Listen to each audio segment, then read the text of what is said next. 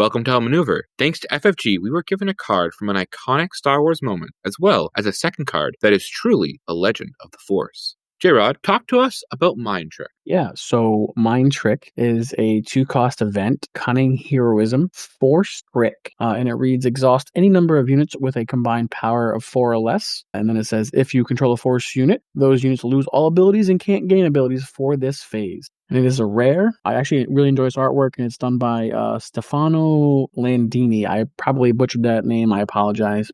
I think this card could see some play. It kind of really depends on the second half of the card. Because obviously the first half is just kind of like a worse Asteroid Sanctuary, where Asteroid Sanctuary does not need any requirements for combined power, and it can tap any big unit down. But the upside to this one is it loses all abilities. So any kind of Sentinel would lose Sentinel, assuming you control a Force user. Any kind of like a Lurking Type Phantom ability would go away. It has some other utility, and I'll be interested to see, are there cards with really good abilities that's the part that you want? Because if we're just using it for the top part where it's exhaust any number of units, like in this game, going wide doesn't currently exist, even though we just had a couple of token sets. I guess like Vader's probably the only leader currently that really puts out a bunch of tokens, but this would be useful for. So at worst, right now, I'd say like it's at minimum like a sideboard card, but it could see some competitive play. I'm not going to totally rule it out. It would just depend on, like I said, the abilities of the cards that are in the meta. Yeah, the cards that I'm thinking of that are probably the biggest hit by this would be Lurking TIE Phantom, K2SO, and Ruthless Raider would probably be the three biggest ones I can see. And then maybe Obi-Wan, who's seen a little bit of drop-off in play. Kind of funny that the card that he is using is pretty decent against him. Who would have thought you could mind trick Obi-Wan Kenobi?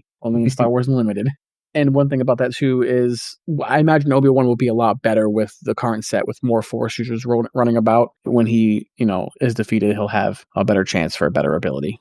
Well, since this set is all about Legends of the Force, why don't we talk about one of the other cards that FFG has sent us over to talk about today? Yeah, so the last card that FFG sent us, they specifically sent to me, as I am one of the biggest fans of playing Chancellor Palpatine that you'll ever meet, was basically the deck that I played in set 3 the whole time they're in set 3. Had a lot of fun, brought it to PAX Unplugged, and the card that we're going to show right now fits perfectly into that deck. So let's go over Anakin Skywalker. He is a 6-cost ground unit, Champion of Mortis, Vigilance, 5/7, Force Jedi Republic. When played, if there is a heroism card in your discard pile, you may give a unit -3/-3 for this phase. As well, when played, if there is a villainy card in your discard pile, you may give a unit -3/-3 for this phase. The art is fantastic, and shout out to Johnny Morrow for doing a fantastic job on this. This is an awesome picture of Anakin up in Mortis. How fitting is it as a legendary card in Legends of the Force? Super fitting.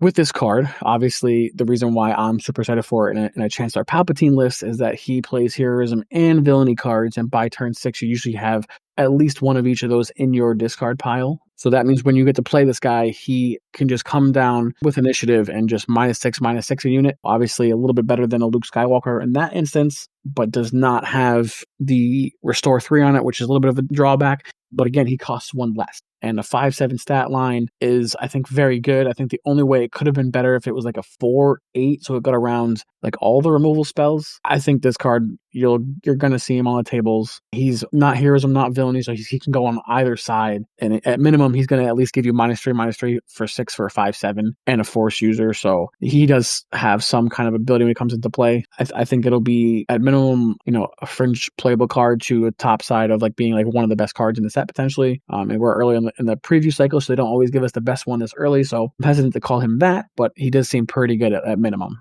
I love looking at and comparing stat lines. First thing that pops out to me is that 5/7 stat line. We saw in set 3, Twilight of the Republic, Ki-Adi-Mundi, who was 5 for a 5/7. Then he had a coordinate ability, which is pretty tough to get off. So let's just say he's a 5 for a 5/7 stat line with a fringe ability. Anakin Skywalker here is one more resource. You get that 5/7 body again. And this one has a when played effect that you should be able to trigger, I'd say, pretty consistently, at least one of these 3. Unlike Luke, which is a similar card, could be able to give -3/-3 or -6/-6. He always has to choose one unit, where this can choose 2 units. So it's interesting comparing to that. It is also really a subtle little nod to say that Anakin Skywalker is a 5/7, because we saw Darth Vader have a 5/7 stat line as well in set 1. So I've never seen Anakin Skywalker and Darth Vader in the same place. So maybe there's something going on about that. Maybe. But yeah, this card just seems like real good to me. I'm excited for a Chancellor Palpatine deck. And if you watch my deck tech on it back in set 3, I had stated that you always want your removal cards to be not heroism or not villainy. And you would prefer them to be blue because we were playing Childson, so you really want to buff Childson up. And being able to play Childson as a 6/6, you usually got felled pretty often, if I'm being honest. And then, it's one less fell to take out Anakin. And then guess what? You get to follow up with Luke Skywalker after this.